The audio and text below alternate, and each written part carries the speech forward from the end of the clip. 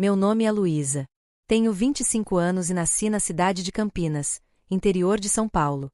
Minha infância foi marcada por esforço e dor. Desde muito nova, minha mãe dizia que eu precisava trabalhar, pagar minhas próprias roupas, sapatos, e ainda ajudar nas contas da casa.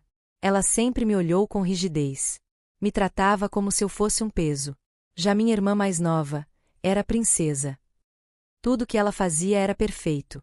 E eu? Nunca era suficiente. Com 15 anos, comecei a trabalhar em um mercado.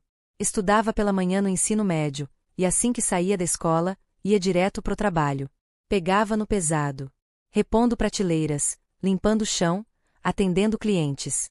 Trabalhava até aos sábados e domingos. Lembro como se fosse hoje. Acordava às 5 da manhã, me arrumava para a escola, preparava minha mochila, com meus cadernos e pegava meu uniforme, e ia para o ponto de ônibus. Todos em casa ainda estavam dormindo, quando eu saía às 6h15 e caminhava 2 quadras até chegar no ponto. O pior era os dias frios, e que ainda estava escuro essa hora, mas mesmo assim, eu ia para a escola. Estudava até 12h15 e ia a pé para o trabalho. Eu trabalhava até às 10 horas da noite.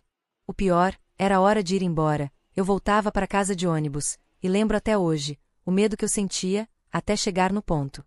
As ruas estavam vazias, e eu, apenas uma menina de 15 anos. Quando o ônibus chegava dava um alívio tão grande, mas logo o medo voltava. Porque eu descia longe da minha casa, era 2 quadras de distância. Eu morava em um bairro de chácaras, ruas de terra, era bem afastado. Eu caminhava com o coração disparado. Assim que via minha casa, eu respirava tranquila. Depois de estudar e trabalhar o dia inteiro até a noite, eu chegava com muita fome. E tinha que fazer minha própria comida, se eu quisesse comer. Minha mãe passava o dia em casa, mas não gostava de cozinhar e de limpar a casa. Então, os domingos que eu estava de folga, limpava a casa. E assim, foi durante todo o meu ensino médio. Minha adolescência passou entre os carrinhos e caixas do supermercado.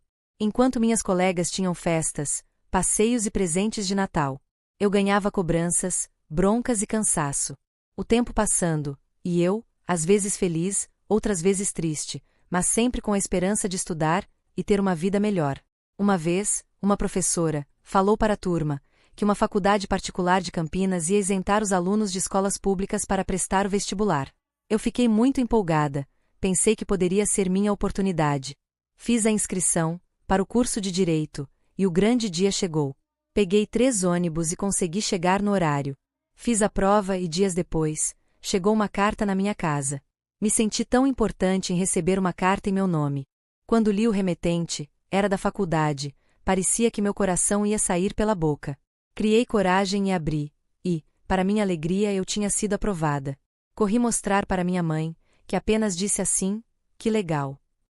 Depois, mostrei para meu pai, que falou, nossa. E foi só isso. Dias e meses se passaram e eu na esperança dos meus pais me surpreenderem, mas nada aconteceu.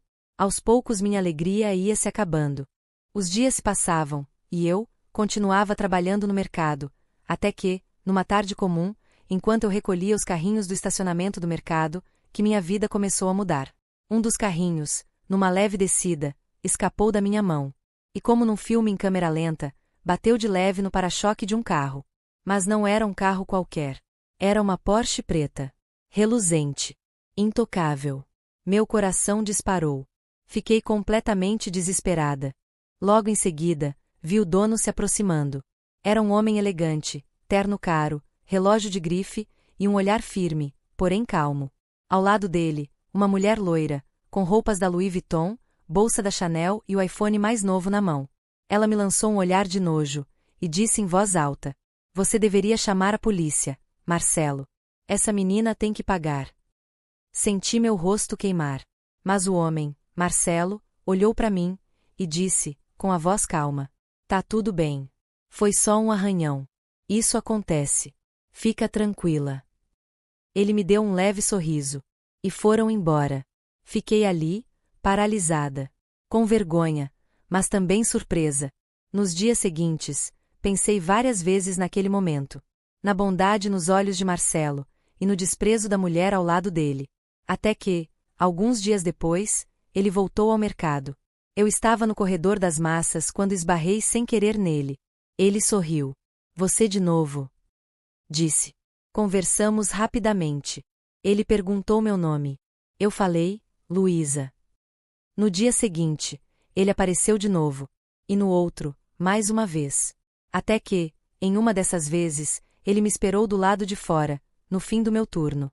Conversamos por quase 1 hora, na calçada do mercado. Marcelo contou que era CEO de uma multinacional em Campinas. Mas que também viajava para outros países em filiais. Ele era gentil, educado, e nunca me olhava de cima. Falou que tinha terminado com a mulher loira. Disse que ela era alguém com quem ele não se sentia ele mesmo.